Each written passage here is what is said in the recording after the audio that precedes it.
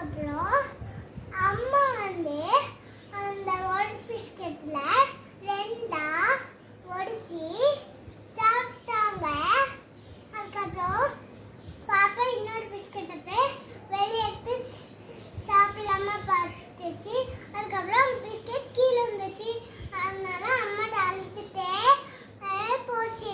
எனக்கு பிஸ்கெட் வேணும், எனக்கு பிஸ்கெட் வேணும் அழுதுட்டே போச்சு. அந்த எப்படி கொடுக்கலாம் பார்த்தாங்க அந்த அம்மா. இது குருவிலாம் வாயில கொடுக்குதானே, அந்த மாதிரி அந்த அம்மாவும் வாயில கொடுத்தாங்க. அதனால அந்த பாப்பா சந்தோஷமா சாப்பிட்டுச்சு.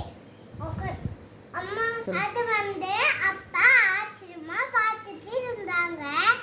அதுக்கப்புறம் அம்மாக்காவை உங்களுக்கு இந்த கதையில என்ன பண்ணுச்சு? அம்மாக்கு இனியாத்த